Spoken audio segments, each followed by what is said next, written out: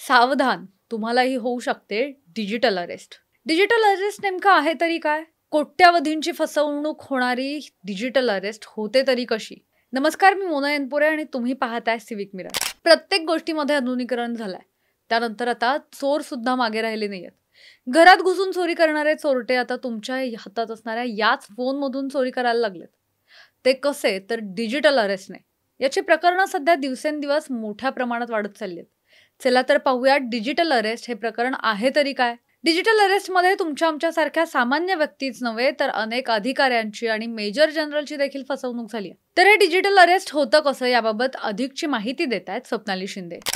सध्या cyber crime या गुन्ह्यांमध्ये डिजिटल अरेस्ट हे गुन्हे यांचं प्रमाण प्रचंड प्रमाणात सुरू आहे. पुणे सिटीमध्ये सुद्धा सायबर पोलीस ठाणे या ठिकाणी डिजिटल अरेस्टचे अनेक गुन्हे दाखल झालेले आहेत. यामध्ये काय होतं की एखादा व्हिडिओ कॉल आपल्याला येतो, व्हॉट्सअप व्हिडिओ कॉल, आणि व्हॉट्सअप व्हिडिओ कॉलमध्ये संबंधित व्यक्ती ही पोलीस किंवा ईडी किंवा नार्कोटिक्स ह्या डिपार्टमेंटची आहे किंवा त्या एजन्सीची आहे असं भासवलं जातं.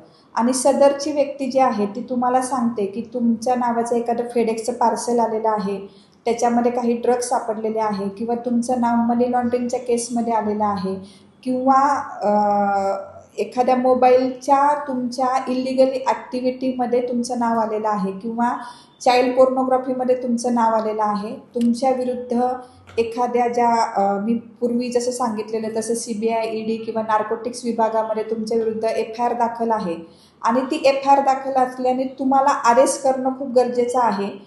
त्यामुळं आम्ही तुमची चौकशी करत आहे असं भासवलं जातं. त्यामुळं समोरची जी व्यक्ती आहे, पीडित व्यक्ती, ही प्रचंड प्रमाणामध्ये घाबरते आणि घाबरल्यावर ती व्यक्ती त्या पोलिसांना मदत मागते की आता माझी तुम्ही मदत करा. जेव्हा तुम्ही मदत मागतात तेव्हा ते पोलीस सांगतात की तुम्ही राहतात कुठे. त्यामुळे जर तुम्ही महाराष्ट्रात राहत असाल किंवा अमुक अमुक ठिकाणी राहत असाल तर तिथले कुठल्या सायबर पोलीस स्टेशनचे एखाद्या वरिष्ठ अधिकाऱ्यांचं नाव घेतलं जातं किंवा त्या युनिट जे पोलिसांचं जे युनिट आहे तिथल्या वरिष्ठ अधिकाऱ्यांचं नाव घेतलं जातं आणि त्या नावाचा वापर करून त्या माणसाला सांगितलं जातं की आम्ही तुमचा फोन संबंधित व्यक्तीला आम्ही कनेक्ट करतो आणि कनेक्ट केल्यानंतर जी फसवणूक केलेली व्यक्ती आहे तीच तुमच्याशी बोलते आणि ते तुम्हाला सांगतात की तुम्ही जर घरी एकटे असाल तर घरातल्या कोणालाही ही गोष्ट सांगायची नाही.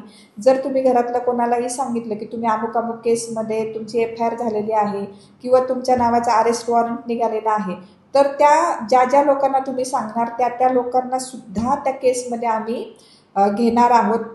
त्यामुळं तुम्ही आयसोलेटेड व्हायचं किंवा एकाकी राहायचं घरामध्ये. तर जी व्यक्ती घाबरलेली असते, जिची फसवणूक होत असते, ती व्यक्ती प्रचंड प्रमाणात घाबरते. ती कोणालाही व्यक्ती ही गोष्ट कळवत नाही आणि एकाकी असताना मग काही 1 किंवा 2 दिवसाच्या फरकाने ती जी फसवणूक करणारे जे लोक आहेत ते काय करतात, म्हणतात की मनी लॉन्ड्रिंगच्या केसमध्ये तुमच्याकडं पैसा जो आहे तो कुठं आहे. म्हणजे जर समजा FD असेल किंवा सेव्हिंग अकाउंटमध्ये पैसे असतील तर ते सगळे RBIच्या रूलनुसार आम्हाला चेक करायचे आहेत आणि तुम्ही ते पैसे आम्हाला अमुक अमुक अकाउंटवर पाठवा. मग ते काही म्यूल अकाउंटसुद्धा असतात, ते म्यूल अकाउंट ते नंबर देतात आणि त्यांना पाठवतात. जिची फसवणूक होत आहे, जी पडलेली जी व्यक्ती आहे ती प्रचंड प्रमाणामध्ये घाबरलेली असते. तिचा कोणाशीही संवाद नसतो. त्यामुळे तिची फसवणूक होत आहे त्या व्यक्तीची ही त्या व्यक्तीला समजतच नाही आणि ती व्यक्ती काय करते, तिच्या बँकेतले जे काही सेव्हिंग असतात, मोठ्या प्रमाणातली जी रक्कम तिने साठवून ठेवलेली असते की जे पूर्ण आयुष्यभर त्यांची ती पुंजी असते किंवा त्यांचे FD असतात ते मोडतात आणि त्या फ्रॉडुलंट व्यक्तीने जे सांगितलेले बँक अकाउंट आहे त्याला सगळीकडे फॉरवर्ड करतात आणि ही तुमची ती फसवणूक तिथं होते आणि ह्यालाच डिजिटल अरेस्ट असं म्हणतात. म्हणजे तुम्ही घरामध्ये असतानाच तुम्हाला मोबाईलद्वारे घरामध्ये आयसोलेट किंवा एकाकी केलं जातं, ह्याला डिजिटल अरेस्ट म्हणतात. आता ह्या केसेस मोठ्या प्रमाणात वाढलेल्या आहेत. अनेक अकाउंटमध्ये हे बँकेचे ट्रान्झॅक्शन होतात. त्या बँकेच्या ट्रान्झॅक्शनमधून पुढं अनेक बँकांना पैसे पाठवले जातात. ज्या वेळेस तुम्हाला असं वाटतं की माझ्या बाबत अशी फसवणूक होत आहे त्यावेळेस तुम्ही 1930 किंवा केंद्र शासनाचं एक नॅशनल सायबर क्राईम पोर्टल आहे, NCRP पोर्टल, ह्याच्यावर तात्काळ तुम्ही तक्रार नोंदवायची आहे किंवा संबंधित पोलीस स्टेशन किंवा जवळचं जे सायबर पोलीस स्टेशन आहे तिथं तुम्ही तक्रार नोंदवायची आहे. ज्या वेळेस तुम्हाला अशा प्रकारचे कॉल येतात, हे सगळे फेक कॉल आहे, हे सगळे खोटे कॉल आहे, तेव्हा तुम्ही एक क्षण विचार करा, थोडं थांबा आणि मग त्याच्यावर ॲक्शन घ्या. कारण की हे सगळं व्हर्च्युअल वर्ल्ड आहे, जे सोशल मीडिया किंवा इतर आपण मोबाईल वापरतो, तर त्या व्हर्च्युअल वर्ल्डमधले जे काही व्हिडिओ कॉलमधून जे पोलीस येतात, ते खरे पोलीस आहे का, याची खात्री तुम्ही केली पाहिजे. तुमचा पैसा तुम्ही सुरक्षित ठेवला पाहिजे. डिजिटल अरेस्ट किंवा इतर जे सायबर क्राईमचे जे गुन्हे सध्या प्रचंड प्रमाणामध्ये वाढलेले आहेत, त्याच्यामध्ये पोलिसांना पण आम्हाला फार मोठ्या प्रमाणामध्ये आव्हानांना सामोरं जावं लागत आहे. आम्ही शक्य तेवढ्या जास्त प्रमाणात जे विक्टिमचे पैसे आहेत ते मिळवण्याचा प्रयत्न करतो. तसेच आरोपी शोधण्याचा आम्ही अथक प्रयत्न करत आहोत. त्यामुळे आपण अशा डिजिटल अरेस्ट किंवा इतर कुठलेही जे सायबर गुन्हे तुमच्यासोबत होतात, त्याला कृपयाही बळी पडू नका. आणि जर तुम्ही बळी पडला असाल, तुमची फसवणूक झाली असेल मोठ्या रकमेला, तर तात्काळ तुम्ही पोलिसांना संपर्क साधा. रिअलमध्ये डिजिटल अरेस्ट हा प्रकार कुठेही नाही, कायद्यामध्येही नाही. कधीही पोलीस तुम्हाला व्हॉट्सअपला कॉल करून तुम्हाला कधीही खरे पोलीस हे आयसोलेट करणार नाही.